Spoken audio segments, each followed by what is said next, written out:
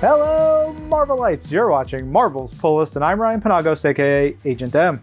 And I'm Tucker Marcus.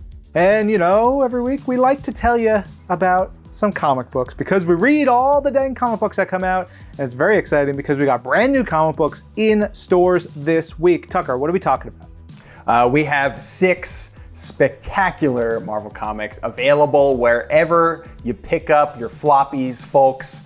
And boy, do we have some good ones this week. We are starting with Black Cat number 11. Oh man, is it a good one. It is written by Jed MacKay with art by CF Villa, and I say that because those two are bringing it. It's the start of a new story arc, so if you've been curious about this character, if you're looking to dive into the Mighty Marvel Universe, this is the perfect place to go. Look, Jed MacKay, the way that he writes this character is so interesting because she could be anything. She can be a spy, she can be a warrior, she can be, like in this issue, just kind of somebody really fun to hang out with. I love her attitude, I love her snark. There's so much to Felicia Hardy in here. Tucker, one of my favorite things in the issue is they write these little names for heists that they could potentially do, and they have some really great names. If I had one, I would call it the Jejune Steamroller, which I think would be cool. Ooh. And like kind of ominous. Yeah. You got one? How about like the screaming cheese eater? I like that one. Those are good. You guys, you'll have to check out the issue to see the ones that Jed puts in this issue. Yeah, I love Black Cat. I also love Daredevil number 20. Oh man, this is so good.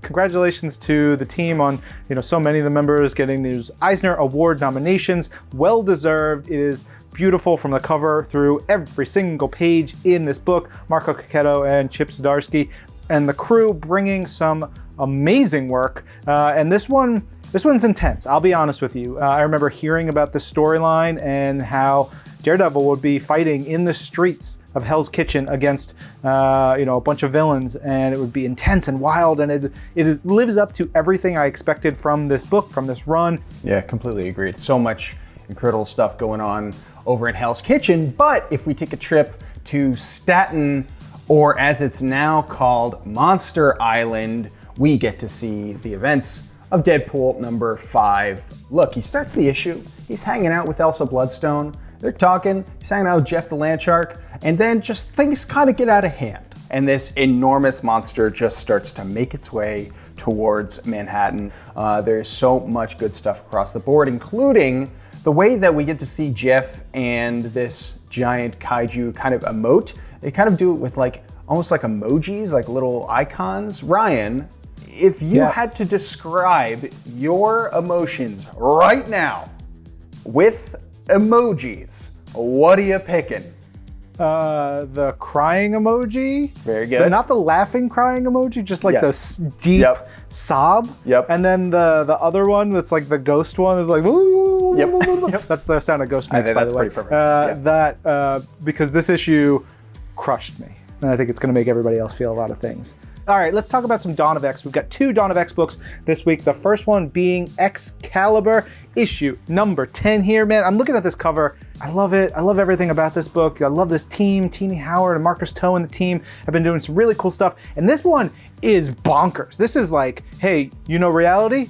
Well, let's just tear it apart. Let's just mess it up. Let's just go crazy with it. Let's have a good time. And then let's have a really bad time with one of the Braddocks, Jamie Braddock, who messes with reality. You have this great team led by Captain Britain, who is, aka Betsy Braddock, aka Psylocke. And what that entails is pretty wild. And before we get to that second mutant book, we have Miles Morales, Spider-Man number 17. There's so much going on in Miles' life right now, from everything that happened in Outlawed through to his friendships with Genki, everything going on at school, to his family life, his relationship with his parents, his brand new baby sister. But in this issue, we meet a new character. This is Kenneth Kingston, who Ryan, you and I just instantly fell in love with.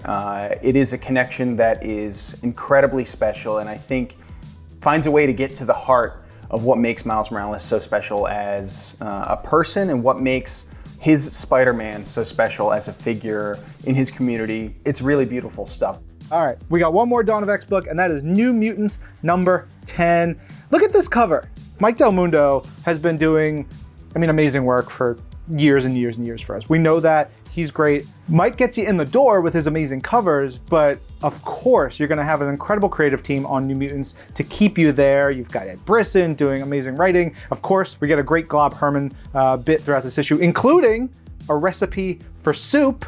I would love to hear if anyone makes this soup, right? Like send a bunch of bowls to Tucker, and then I wanna hear like how that goes. And then the art by Flaviano is just mind-bending. It's such a cool issue. I didn't tell you anything about the story. I don't need to. Know that you're getting something really cool with a team trying to help a mutant who's in trouble. That is all you need to know. From there, it's a wild ride. If you want to hear about more of these issues, more in depth, check out Marvel's Pull List, the podcast version. Get it wherever you get your audio, and then we'll be back with another video episode next week. I'm Ryan. And I'm Tucker. And this is Marvel, your universe.